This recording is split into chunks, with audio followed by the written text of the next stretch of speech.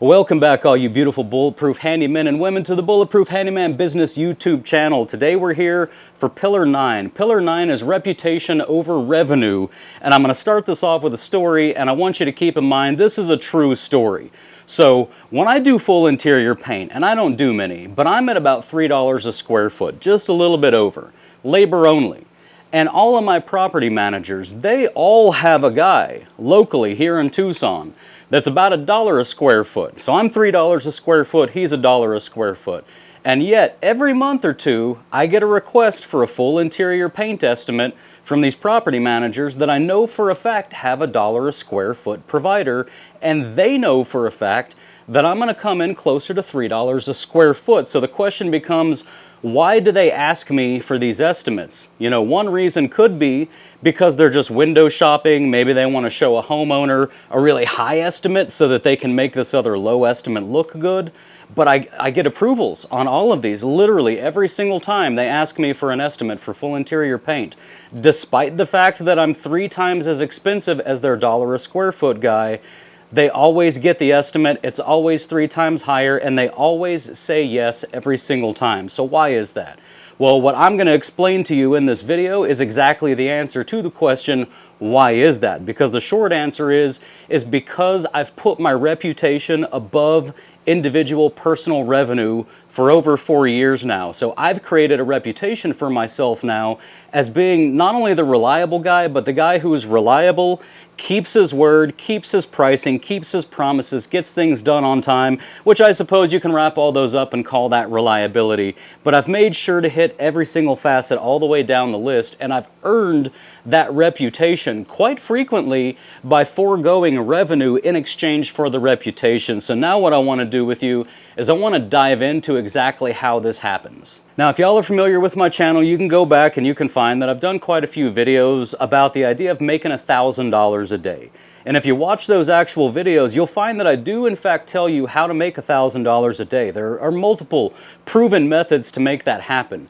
But I spend most of the video actually trying to convince you to stop focusing on the goal of making $1,000 a day and trying to convince you that maybe making $600 a day consistently, day in and day out, week after week, month after month, and year after year, that maybe that $600 a day is actually more valuable to you and your family and your future in the long run than the $1,000 days are that occur occasionally here and there today. And it's also really important to point out that as an owner-operator of your business, self-discipline is probably one of the hardest lessons we have to learn, because the truth is, in a field like this especially, with such high demand and so few workers who are actually reliable and ready to go, there just aren't a lot of great handymen out there.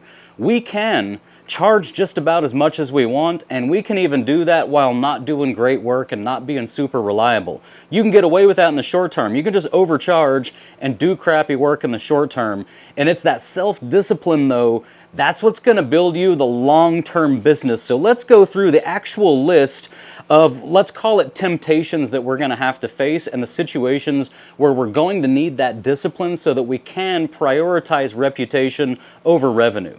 So temptation number 1 is going to be the temptation to hack your job. If you watch me much, you know that I'm always preaching on efficiency, and it's about getting in and out, in and out, in and out as fast as we can, and getting as many jobs per day done as possible. That's called piecework. And something that's known about piecework is piecework often can incentivize being a hack and doing shoddy quality, because the assumption is you're charging the same no matter what, but the quality can go up and down. So you get a lot of guys charging a high price but giving low quality.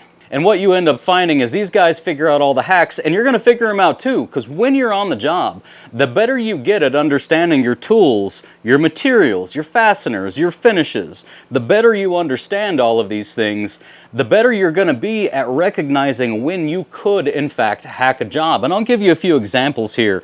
I have found towel bars in a bathroom mounted into expanding foam where somebody was called out to fix a blown out wall where somebody pulled a towel bar down, and their fix was to fill that hole with expanding foam and then screw the towel bar back into the expanding foam. Another one I've found is grocery bags or Teflon tape on kitchen sink drain pipes. And you may not know this, but those drain pipes, they have these hard plastic gaskets on there. Some of them, the nice ones, are rubber, but most of them are hard plastic little gaskets that are going to get kind of compressed. And if those get gouged, one of the hacks that you can do that I don't recommend you do is put Teflon tape or a grocery bag around that gasket and tighten it back down, and that can prevent the leak. But it's only going to be temporary. It's not going to be a lasting solution. And I've been called out on jobs where a handyman was there before and that was his solution, and now I'm there to fix his problem. And to be clear, I don't go tattling on everybody, but all of my invoices say what I found. They usually start with the words, "Upon arrival, I found blah, blah, blah." So I'm going to put in there that the towel bar was in expanding foam, and that property manager is going to know who the last guy was to work on that and understand that he filled it with expanding foam, that somebody else used a grocery bag or Teflon tape in an area where that's not the correct fix. I found joint compound in exterior wood rot on fascia and on porch posts. I have found regular, I'm talking about drywall mud, I have found on exterior surfaces and then painted over. And that is ultimately going to reabsorb that moisture, expand, get wet, get nasty, crack back out, and then I'm going to be going back behind that person fixing that job. It's something you can do, you can get away with. All of these things you can get away with, but you shouldn't. I've also found heavy grease inside sliding glass door tracks, and I do mean heavy. And I know exactly what happened, because in those situations, typically when you try to move that door, man, you can hear the bearings on those wheels are just absolutely shot. You can find metal shavings in the track from those bearings being completely shot. Sometimes you can even find individual little bearings inside the track along with all of the grease that somebody put in. And what always has happened there in those situations is it's always a scenario where you needed to take the entire door out, which is not always very easy if the fixed panel is on the outside rather than the inside, or depending on how these doors are built, there are multiple manufacturers, but the situation is always that it's very hard to get the panel out, so somebody hacked it, and instead they just threw a bunch of grease down, charged their invoice knowing they didn't really fix the problem, and just crossing their fingers that that property manager's never going to know. But the problem is the property manager does know, because I let them know that I found the track full of grease despite the fact that the bearings were clearly shot. And finally, the last one that I found is baling wire on a garbage disposal, where you have the dishwasher hose that enters the garbage disposal, and you should have a little clamp there. I found baling wire on there instead of a clamp, which again tells me whoever did that, I know that they weren't stupid. I know that they knew that they needed a clamp on there. They clearly didn't have a clamp with them, and when faced with the option of burn an extra 45 minutes going to the hardware store and getting a clamp and coming back, or hack it and use baling wire, they chose to hack it and use baling wire. So those are just some of the temptations. There's dozens and dozens more that you're going to be faced with. And what I'm going to propose to you is that if you want to develop a real reputation so that someday you are the guy where they're going to send you that estimate request for that interior paint job knowing you're 3 times as expensive as a guy that's already available right here, ready to go. If you want those jobs and you want that level of trust with your property managers, you have to earn it. And one of the ways you earn it is by not hacking jobs when you could. All right, number 2, another way that you can really destroy your reputation is by just simply overcharging. And I do preach on this channel that you should be playing with your pricing all the time. You should always be bumping up your pricing little by little, just here and there, imperceptibly over time, so that you always can kind of remain near the top of that window. My proposal to you is that there's a window of fair pricing. Beneath that window, you're screwing yourself. Above that window, you're screwing the client. And somewhere inside there is where you want to be. And I like to be near the top of that. And the only way to stay near the top of that, with a window that moves especially, the only way to stay near the top is to play around with your pricing. But the problem is a lot of handymen, instead of playing around with their pricing, they just keep raising it. They raise it, nobody says anything. They raise it and nobody says anything. They raise it again and nobody says anything. And they start thinking they're invincible, and they just raise their prices until their client is really just sick of the high prices, and they're not always going to come to you and talk to you about it. Usually what they're going to do is somebody like me is going to come along and offer better pricing with the same level of service, and they're going to say yes, and then you're out of a job. And you know, number 3 is actually a super common one. In fact, I think it's probably the most common reason that I've gotten the new property managers and the new clients that I've gotten. And that's because of handymen getting cocky and lazy. And typically what I think happens, and this is somewhat natural, at first, when you get a new client, you kind of have this new relationship energy. You're excited, you're making a bunch of plans, you're going out there, you're kicking butt, you're charging good prices, everybody's happy, and you're just like falling in love with each other. And after some amount of time, you back off of that. And that's just true in life in general. There's nothing wrong with backing off of that just a little bit after that initial new relationship energy is kind of finally fizzled out. But the problem is a lot of you take it too far. A lot of guys I think I've replaced, they just simply took it too far and they started thinking there aren't enough handymen out there.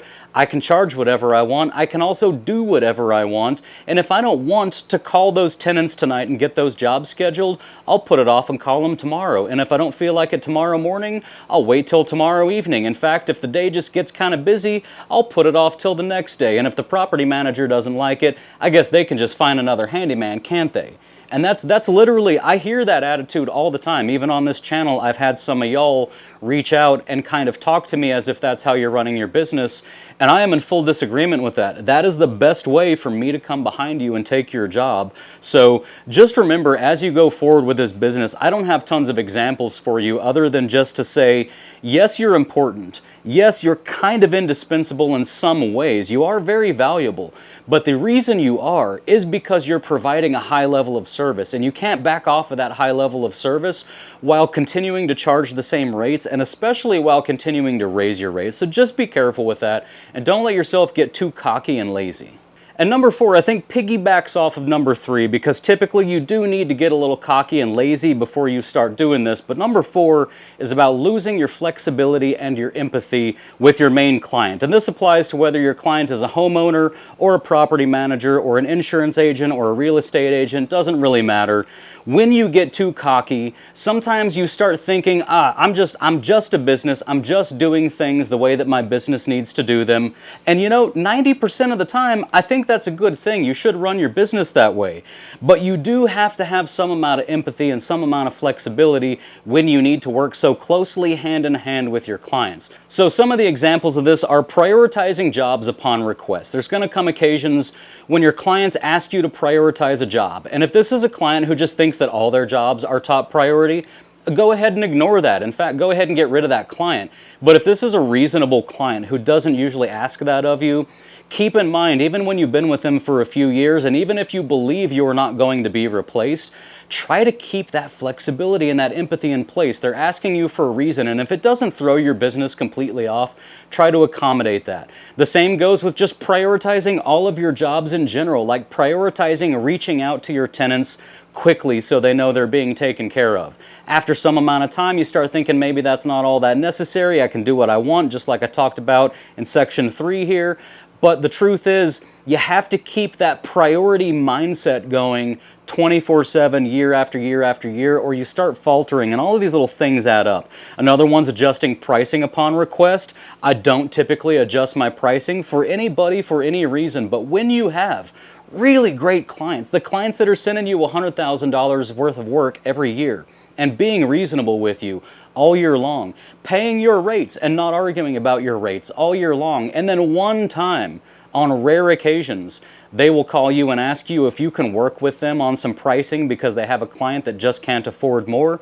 Try to work with them. Don't lose money if you don't have to, but try to work with them and try to view that client in the bigger context of all the work that they send you throughout the year. Let's see, another one's going to be volunteering actually standardized pricing without request. And this is what I mean so I'm going to give you a little example. Let's say I go work a pop-up stopper on a house. Now 9 times out of 10, maybe 99 times out of 100, when I go work that pop-up stopper, that's going to be a 10 or 15 minute job. It's going to go by just like that. It's not going to cost me hardly any time or any materials. And then every now and then there's going to be something weird, something that just I end up spending, instead of 10 or 15 minutes, an hour and a half on this pop-up stopper.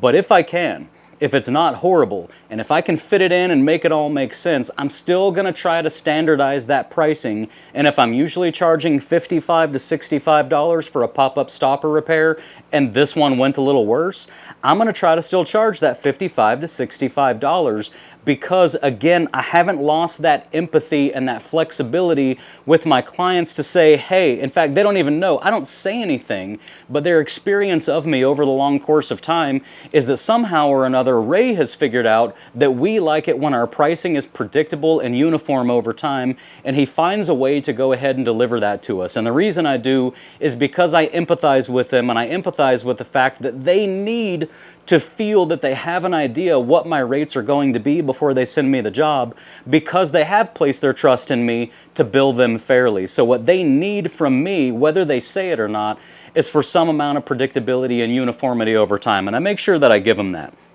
Now, another thing you can do as far as empathy is doing work that you really don't want to do.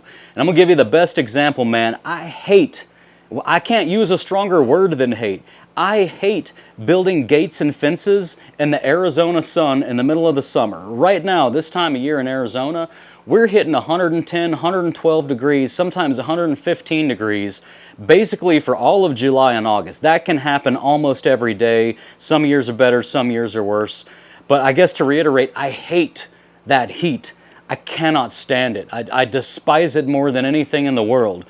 But I will tell you, if I get that request from my property managers to go build a big old giant 15-foot wide double gate into a property, and I know that's going to be a job I hate doing, I don't need the money, I don't need the work, I don't want to do it, this property manager has way too much work to fire me, so I know they're still going to continue utilizing my services, at least for now.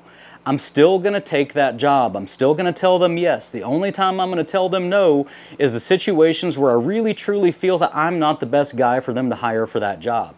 So I take those jobs because I empathize with my property managers, and empathizing also means I'm putting myself in their shoes, not just to understand how they feel, to make them feel better, but to understand how they experience me as a business so that I can make the choices I need to make that will make them experience me as the kind of business they want to always do work with, that they want to send the premium jobs to, and that they want to just to really never send any work to anybody else if possible. That's the experience I try to give them, and you can't give them that experience without empathizing with them first. And finally, I've mentioned this a little bit already, but this is the main takeaway that I want you to have from this video. You are not all that special. You're special, yes. You're rare, yes. You can charge a premium, yes. But don't take that too far. If you take that too far, if you become uncompromising, lazy, cocky, all of these things, if you become those things, you are going to find yourself replaced. I want to make sure you guys understand, I have 34,000 subscribers. There are 34,000 people in the United States who subscribe to my channel because for one reason or another, they want to learn more about how to run a handyman business. I have 7,000 of y'all who have requested my documents, which means you specifically are so serious about starting a handyman business that you're downloading documents from me and uploading them into your computer so that you can build your business to be similar to my business. And I can tell you just absolutely for a fact, I know for sure that I've created at least 20 new handyman businesses, probably a couple dozen, right here in Tucson. And I know that because they've reached out to me via email. And I spend on average an hour to an hour and a half a day. These days, right now, today, every day I sit down for about an hour to an hour and a half, and I do nothing but answer email after email after email from guys who just got laid off or want to quit their job, or the business they're working for is closing, or they're about to retire, or they're about to move states because their parents are sick. Any number of reasons. An hour to an hour and a half a day I spend replying to emails from guys who are literally right now in the process of starting their business and trying to model it after my business, which means No matter where you're at in the country, no matter whether you're serving homeowners or whether you're serving property managers, there are hungry handymen just getting started, willing to work as hard as they need to work and to do anything they need to do to get their foot in the door to replace you, just the same way that I got my foot in the door and I replaced the handymen that preceded me. Every property manager I have right now who sends me work, that work was going to go to somebody else. Before I showed up, there was somebody else getting that work. And after I showed up and started kicking ass for them, suddenly I started getting the work. And every one of those handymen stopped getting that work. So don't become that guy. Don't get lazy. And remember to always prioritize your reputation over your revenue. So with all that being said, I love you guys. I hope you're out there killing it, and I will see y'all on the final pillar tomorrow, pillar number 10, stop paying for leads. That's the little hint for what tomorrow is about. Stop paying for leads. I love you guys. I hope you're out there killing it, and I'll see y'all on the next one.